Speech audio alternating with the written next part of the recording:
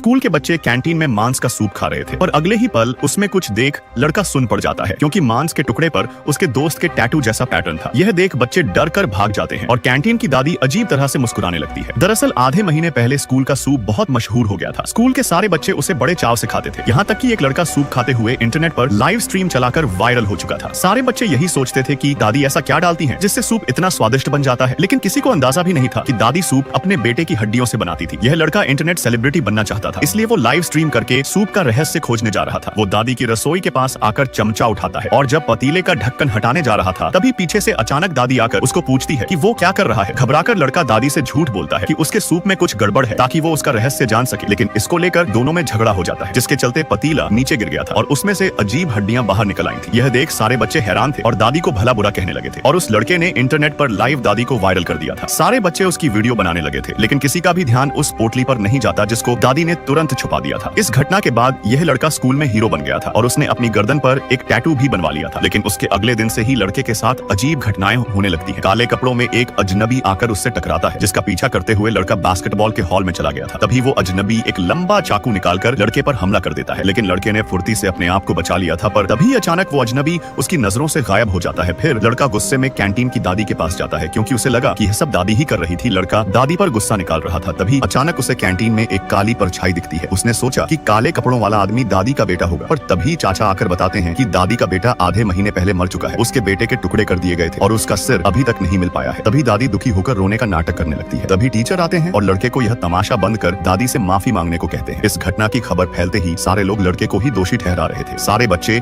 उसकी वीडियो बनाकर इंटरनेट पर डालने लगे थे और अगले दिन से ही वो दोस्तों की नजरों में हीरो से जीरो बन गया था। चारों तरफ उसकी बेइज्जती हो चुकी थी, जिससे वो रोने लगा था। लेकिन फिर एक दिन बिल्ली को देख उसे एक आइडिया आता है। वो बिल्ली को मारकर दादी को फंसाना चाहता था, पर दादी की रसोई में घुसते ही उसे एक भयानक दृश्य देखने को मिलता है। टेबल पर तरह तरह की पूजा सामग्री रखी हुई थी, जैसे कि कोई रस्म की जा रही हो। तभी लड़का फोन निकालकर इन सब की तस्वीर लेने जाता है, तो उसका फोन अचानक खराब हो गया था। तभी उसके पीछे एक काला साया आ जाता है। लड़के ने मुड़कर देखा तो काले साये ने उसको जकड़ लिया था और जब काला साया अपनी टोपी उतारता है तो उसमें से केवल काला धुआं निकल रहा था। यह देख लड़के की तो डर के मारे पतलून गीली हो चुकी थी। वो लड़खड़ाता हुआ तुरंत वहां से भाग जाता है और टीचर के इसके बारे में बताता है, लेकिन टीचरों को लड़के की भूत प्रेत की इन बातों पर बिल्कुल भी यकीन नहीं था। इसीलिए लड़का सबूत लाने के लिए अकेला वापस दादी की रसोई में एक चाकू लेकर जाता है। उसे टेबल पर एक पोटली नजर आती है और जब उसने पोटली को खोलकर देखा तो उसके होश उड़ जाते हैं, क्योंकि पोटली में दादी के बेटे का सर था। यह देख उसे दादी के सूप का असली रहस्य समझ आ जाता है कि दादी अपने बेटे की हड्डियों का सूप सबको खिला रही थी। लड़के का तो माथा ही घूम चुका था। तभी दादी प्रकट होती है। लड़का डरते हुए उससे जान की भीख मांग रहा था, लेकिन क्रूर दादी ने लड़के का सूप बनाकर अगले दिन बच्चों को खाने के लिए दे दिया था और जब लड़के को कटोरे में मांस के टुकड़े पर उसके दोस्त की गर्दन का टैटू मिलता है तो उनकी हालत खराब हो चुकी थी।